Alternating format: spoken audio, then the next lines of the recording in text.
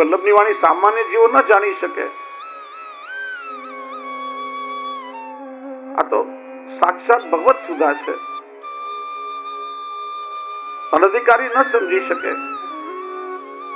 અરે પાન કરવાની વાત તો જવા દો, વાંચીને પણ ન સમજી શકે.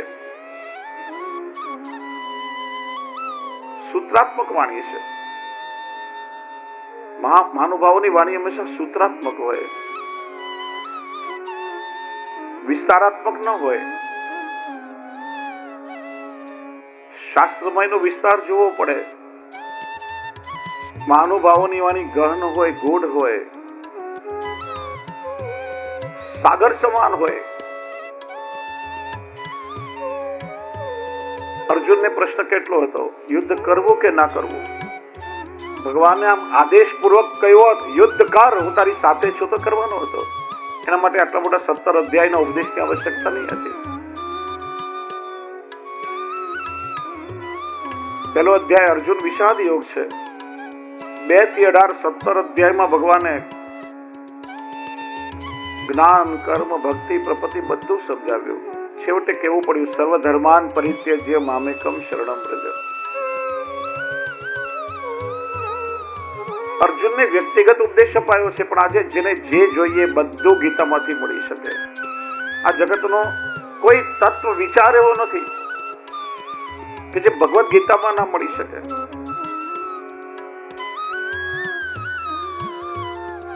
એ જ ગીતા અને ભાગવતનું મંથન 16 ગ્રંથ છે. તેનો શ્રી મહાપ્રભુજીના 16 ગ્રંથને આપણે વલ્લભ ગીતા કહીએ છીએ.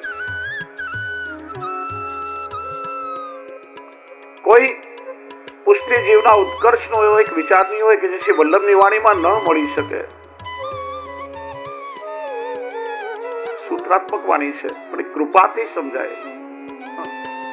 જો આજે કાશીના મોટા મોટા વિદ્વાન પંડિતો સુબોધનીજીના બરાબર અર્થો કરી શકતા નથી. ઘણી વાર જોયું કે ગામડાના કોઈ વડીલ દાદા હોય, કાઠિયાવાડના એક નાનકડું ગામ જે નિશાળમાં ભણ્યા પણ ન હોય અને કેટલા સુંદર સરળતાથી સુબોધનીજીના અર્થો કરીને આપણને બતાવતા હોય.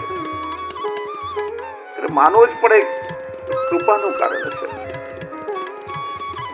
શ્રી વલ્લભની દુર્બોધ વાણી કે જેના પર કૃપા થાય, એના માટે સરળ સુબોધ બની જાય. એ તો ભલભલા વિદ્વાનો પણ કે મહાપ્રભુજી આ બરાબર લખ્યું નથી, કંઈક લખવામાં ભૂલ થાય છે, ના સમજી શક્યા એવું બોલે. કારણ કે પેલા સુભાષિતોમાં શિયાળની વાર્તા આવે છે કે દ્રાક્ષના વેલા લટકતા હતા અને એ દ્રાક્ષને ખાવા ઠેકડા મારવા લાગ્યું, પણ ત્યાં સુધી ના પહોંચ્યું કે જવા દો ને, આ ખાટી દ્રાક્ષ કોણ ખાય? ના મળે એટલે ખાટી. કોઈ નાનો ઠીંગણો માણસ હોય, નાળિયેરના ઝાડ નીચે ઉભો હોય, નાળિયેર તોડવા ગમે એટલા ટેકડા મારે, એના હાથમાં ના આવે. એમ શ્રી વલ્લભની વાણી દુર્બોધ છે, હર કોઈના સમજમાં ના આવે. તો જેના પર કૃપા થાય એના માટે સુબોધ થાય. શ્રી ગુસાઈજી કહે છે કે શ્રી વલ્લભની આવી વાણી જીવ માટે સરળ ક્યારે બને? વલ્લભ કૃપા કરે, જરા પણ એના માટે કઠિન નથી. શ્રી ગુસાઈજીએ શ્રી વલ્લભને વિનંતી કરી કે આપ અમારા પર એવી કૃપા કરો કે આપની વાણી અમારા હૃદયમાં પ્રકાશિત થાય. આપની વાણી દ્વારા એ અલૌકિક ભગવત સુધારસનો અમે પાન કરી શકીએ. અને એટલા માટે શ્રી ગુસાઈજીએ શ્રી વલ્લભના દિવ્ય 108 નામ સર્વોત્તમ સ્વરૂપે પ્રગટ કર્યા છે. જો એનું સ્પષ્ટ ઉદાહરણ અહીં સુરતમાં જ બિરાજમાન લેખવાળા શ્રી પુરુષોત્તમજી મહારાજ છે. છઠ્ઠાગરના મહાનુભાવ પુરુષોત્તમજી લેખવાળા જે 10 દિગંત વિજયી કહેવાયા. 5 વર્ષની વય હતી નાનકડી. એક માયાવાદી પંડિત વાદ વિવાદમાં બધાને જીતતા અહીં સુરત આવી પહોંચ્યા. એમને શાસ્ત્રાર્થ માટે શ્રી પુરુષોત્તમજીને પડકાર કર્યો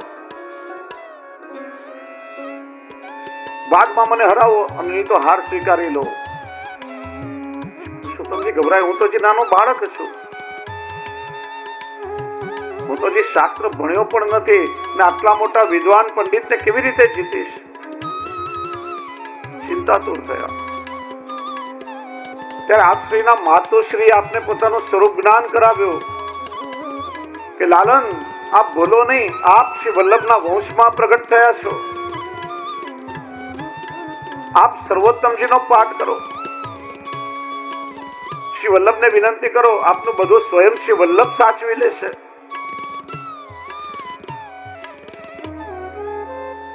નાનકડા શ્રી પુરુષોત્તમજી મંદિરના ભોયરામાં નીચે પધાર્યા. 3 દિવસ 3 રાત અન્ન જલ લીધા વગર અખંડ સર્વોત્તમજીના પાઠ કર્યા. 3જા દિવસે આપને શ્રી મહાપ્રભુજીને શ્રી ગુસાઈજીના સાથે દર્શન થયા. શ્રી પુરુષોત્તમજીના મસ્તક પર સિંહસ પધરાવીને આજ્ઞા કરી કે આ જેટલા પણ ગ્રંથો છે મારા, એ બધા જ ગ્રંથોનો પહેલો અને છેલ્લો શ્લોક કેવલ તમે વાંચી લો, બધા ગ્રંથો તમને આત્મસાત થઈ જશે, સમગ્ર સિદ્ધાંત તમને હૃદયારૂઢ થઈ જશે અને શાસ્ત્રાર્થમાં તમે વિજય થશો. આમ શ્રી વાઘપતિ વલ્લભની કૃપા એમના પર થઈ. શાસ્ત્રાર્થ થયો અને થોડા સમયમાં જ નાનકડા શ્રી પુરુષોત્તમજીએ પેલા માયાવાદી પંડિતને નિરુત્તર કરી નાખ્યો. 9 લાખ શ્લોકોનું વિપુલ સાહિત્ય એમણે પુષ્ટિમાર્ગને આપ્યું છે. આ સર્વોત્તમજીનો પ્રભાવ છે.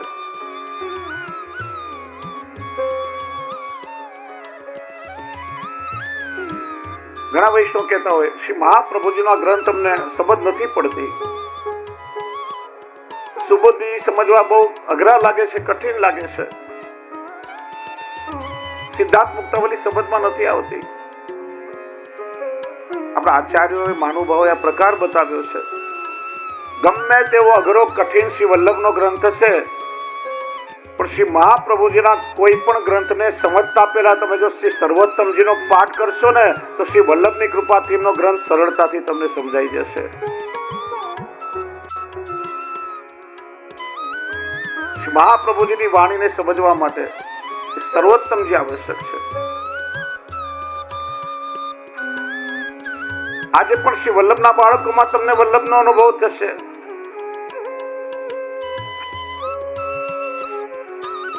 આજે પણ શ્રી વલ્લભની વાણીનો પ્રકાશ તમારા હૃદયમાં થશે. મંત્રના દ્રષ્ટા ઋષિ છે.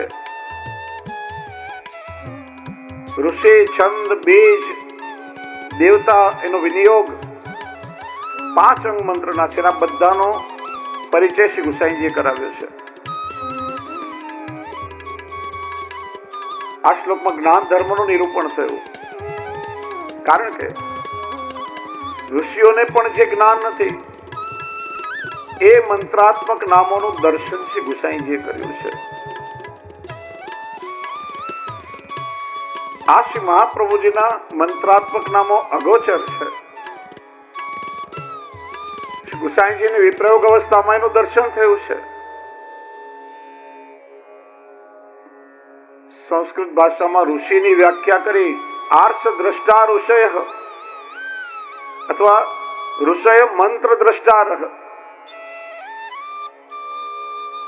જે સમાધિમાં મંત્રોનું દર્શન કરે એ ઋષિ. આ ઋષિઓ આર્ષ દ્રષ્ટા છે.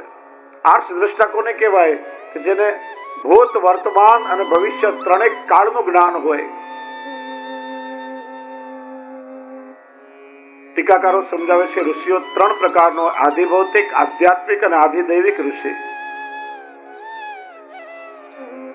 ચરવાક જેવા ઋષિઓ આધિભૌતિક છે. એમનું જે દર્શન છે એ લોકોના સુખ માટે છે. ભૌતિક સુખનો એમાં વિચાર કર્યો છે. વૈશંપાયન જેવા ઋષિ છે, એમની ગતિ વેદ પુરાણ સુધીની છે.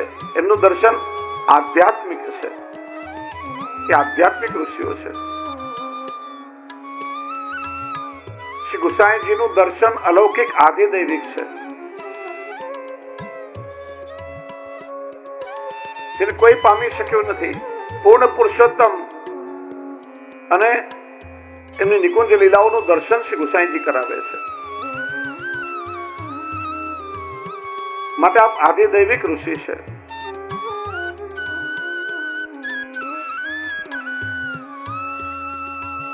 બીજા અનેક ઋષિઓ છે.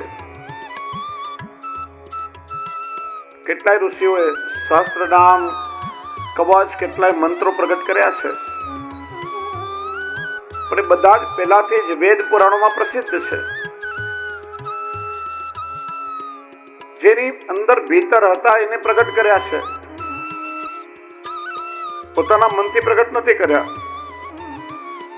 અહીં શ્રી મહાપ્રભુજીના જે 108 નામ છે, ક્યાંય પણ વેદ પુરાણમાં એનું પ્રકાશન નથી, કોઈ એને જાણ્યા નથી. આ નામોને જાણકાર એના ઋષિ શ્રી ગુસાઈજી છે. આગળ આપણે જો કે ઋષિઓ મંત્ર બનાવતા નથી, સમાધિમાં એને દર્શન થાય છે. ત્યારે એ મંત્રનું દર્શન થાય ત્યારે મંત્ર પ્રગટ થાય. આ સમાધિ પણ બે પ્રકારની છે, જ્ઞાન રૂપ સમાધિ અને રસ રૂપ સમાધિ. આધિભૌતિક અને આધ્યાત્મિક જે ઋષિઓ છે એ જ્ઞાન રૂપ સમાધિમાં બેઠા છે. જેમ કે ભાગવતજી વ્યાસજીની સમાધિ ભાષા છે, રામાયણ વાલ્મીકીજીની સમાધિ ભાષા છે. એટલે તો સમાધિ ભાષા વ્યાસસ્ય, ભાગવત વ્યાસજીની સમાધિ ભાષા કહેવાય છે. આ ઋષિઓનું વર્ગીકરણ થયું છે.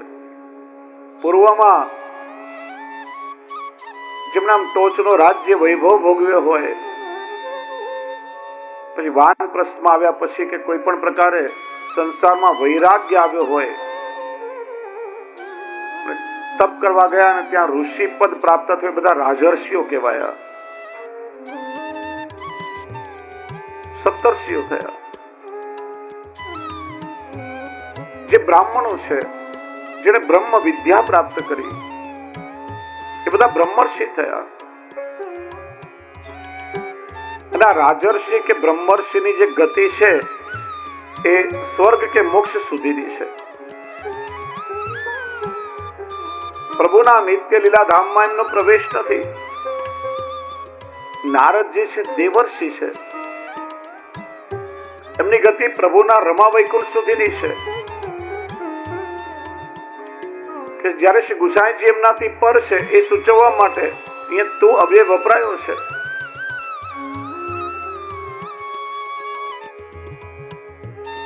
શ્રી ગુસાઈજીએ માનો રસરૂપ સમાધિમાં બિરાજે છે. અને શ્રી મહાપ્રભુજીના 108 દિવ્ય નામોનો અનુભવ એમને રસરૂપ સમાધિમાં થયો છે.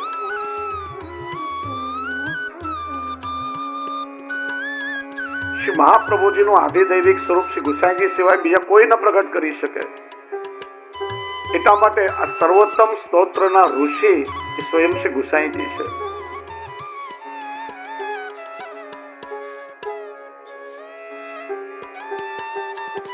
શ્રી મહાપ્રભુજી 548 વર્ષ પહેલા ભારતના ઉત્તમ બ્રાહ્મણ તૈલંગ કુલમાં પ્રગટ થયા.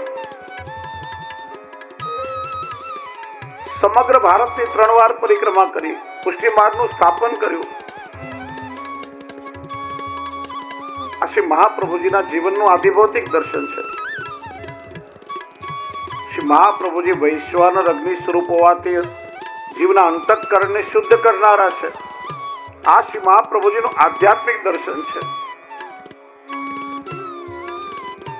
પણ શ્રી મહાપ્રભુજી સ્વયં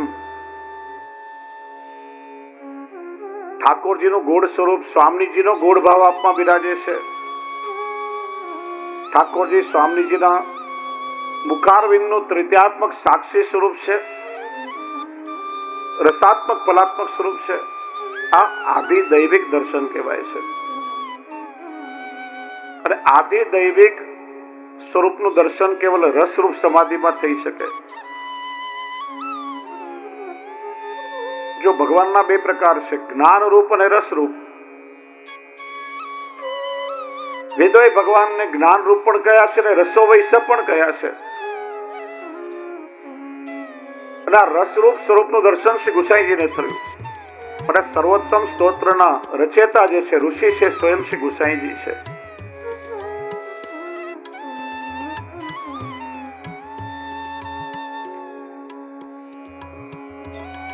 બીજો અર્થ કર્યો, વેદોમાં પણ જે મંત્ર નથી એ મંત્રો વેદની શ્રુતિ રૂપ ગોપીજનો જાણે છે, જે શ્રુતિ રૂપા ગોપીજનો છે. અહીં અગ્નિકુમાર કયું? શ્રુતિ રૂપા ગોપીજનો એ બધી અગ્નિકુમારિકાઓ છે. પૂર્વનું અનુસંધાન બતાવ્યું. કેમ કે શ્રી ગુસાઈજી એ લીલામાં ચંદ્રાવલીજીનું ભાવાત્મક સ્વરૂપ છે.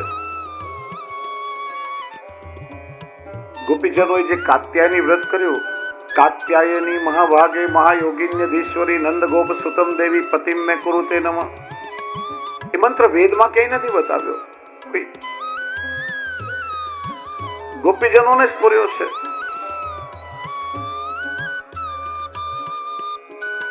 એટલે કે આ તો શ્રી વલ્લભનું રસરૂપ છે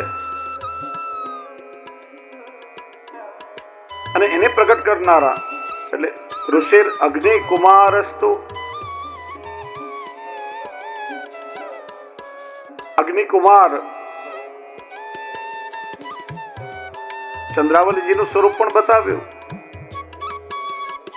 અને વૈશ્વાનર અગ્નિ સ્વયં શ્રી મહાપ્રભુજી છે, એમના પુત્ર હોવાથી અગ્નિકુમાર થયા. અને અગ્નિકુમાર કહેવાનું બીજું તાત્પર્ય, શૃંગારના બે દળ છે, સંયોગ અને વિપ્રયોગ. જેમ ઠાકોરજીને શ્રી મહાપ્રભુજી શૃંગાર કલ્પદ્રુમ છે, શ્રી ગુસાઈજી પણ સાક્ષાત શૃંગાર કલ્પદ્રુમ છે. જો શ્રી મહાપ્રભુજીની અંદર પ્રગટ વિપ્રયોગ અને ભીતર સંયોગ બિરાજે છે, શ્રી ગુસાઈજીમાં પ્રગટ સંયોગ અને ભીતર વિપ્રયોગ બિરાજે છે. જેમ લાકડાની અંદર અગ્નિ છુપાયેલો હોય એમ શ્રી ગુસાઈજીની ભીતર વિપ્રયોગ રસ છુપાયેલો છે. એ તાપાગ્નિ, એટલા માટે પણ શ્રી ગુસાઈજીને અગ્નિકુમાર કહ્યા છે. અને આપના લીલા ચરિત્રને જો આપણે શ્રીનાથજી ચરિત્રમાં એનું દર્શન કર્યું હતું કે જ્યારે શ્રીનાથજીની સેવામાં પધારે ત્યારે ગોકુલમાં બિરાજતા શ્રી નવનીત પ્રિયાજીનો વિપ્રયોગ થાય, બાલ સ્વરૂપનો વિપ્રયોગ થાય. ગોકુલમાં શ્રી નવનીત પ્રિયાજીની સેવા પહોંચતા હોય તો અહીં ગોવર્ધન પર શ્રીનાથજીનો વિપ્રયોગ થાય. અને વારંવાર અનેક દૈવી જીવોના ઉદ્ધાર માટે આપણે બહારગામ પધારવાનું થતું.